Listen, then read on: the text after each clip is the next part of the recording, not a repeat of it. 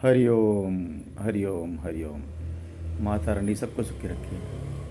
मैं संजीव राखड़ा, राजकमल ज्योतिष में आपका स्वागत है।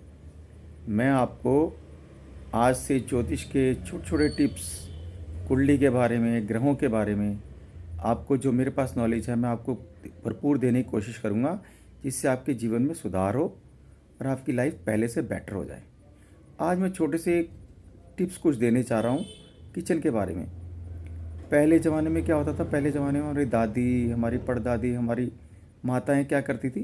पहले ज़माने में जो पहली रोटी बनाती थी उसके बाद 4 टुकड़े करती थी। एक अग्नि को लगाती थी, और एक पंक्षियों के नाम का, एक चिड़ियों के नाम का, और एक कुत्ते के नाम का।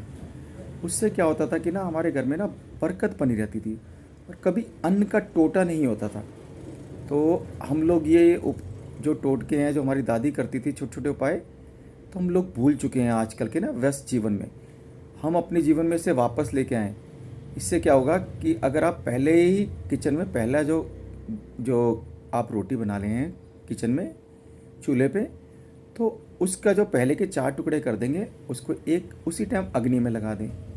अग्नि माता को भोग लगा दें, क्योंकि अग्नि से ही ना आपका खाना पकता है, और अग्नि से ही आपका खाना पचता है, क्योंकि आपके पेट में भी एक अग्नि जलती है जिससे आपका खाना पचता है। तो अग्नि का आपकी लाइफ में बड़ा महत्व है। तो एक अग्नि माता को खाना लगा दीजिए, और दूसरा पंछियों के नाम से एक चौथा दूसरा टुकड़ा, और तीसरा जो है आप गाय माता के नाम से, और चौथा कुत्तों के नाम से, और इनको बाद में इनको खिला दीजिए। इससे मेरी बात मानिए, ये एक पत्थर की लकीर है कि इससे आपके घर पे कभी अन्न का टोटा नहीं होगा। अन्न माता सदा आपके प्रसन्न रहेगी। कभी आपके किचन में, आपके घर में अन्न का टोटा नहीं होगा, अन्न की कमी नहीं आएगी। और दूसरा, जब भी कोशिश करें, जो भी बहनें, माताएं खाना बनाती हैं, तो वो पूरब या उत्तर की तरफ मुँह करके खाना बनाएं, तो उनका खाना बहुत अच्छा बनेगा, उसमें रुचि होगी उनकी, खाना अच्छा बनेगा। और दूसरा, खाना बनाते हुए बिल्कुल भी अपने जो स्वभाव को शांत रखें। कई लेडीज़ें गुस्से में खाना बनाती हैं, बच्चों को डांटते हुए, और कई बार घर में कोई बात हो जाती है, वो गुस्से से बड़बड़ाते हुए खाना बनाती है। नहीं, बिल्कुल नहीं। खाना बिल्कुल शांत मन से बनाएं आप। खाना शांत मन से बनाएंगे तो खाने के अंदर भी वो भाव जाएगा, और जो उस खाने को खाएगा उससे फ़र्क पड़ेगा। अगर आप हो सके तो बिल्कुल शांत मन से खाना बनाएं, और उत्तर पूरब की तरफ मुँह करके खाना बनाएं। और दूसरा, कोशिश करें कि अगर ना घर के पास कोई मोबाइल में, किसी में, आप म्यूज़िक सिस्टम में अगर महामृत्युंजय का मंत्र चल रहा हो और आप उसको सुनते हुए खाना बनाएं, तो वो मंत्र की शक्ति उस खाने के अंदर जाती है।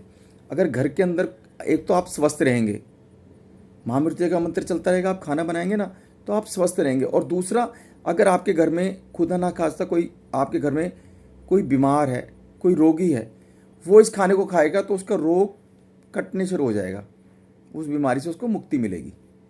महामृत्युंजय मंत्र के अंदर इतना जाप है, अगर वो खाने के अंदर जाएगा तो आप उस खाने को ग्रहण करेंगे तो आपके रोग धीरे धीरे ठीक हो जाएंगे। और अगर आप स्वस्थ व्यक्ति हैं तो आप स्वस्थ रहेंगे, आपको कोई रोग पकड़ेगा नहीं।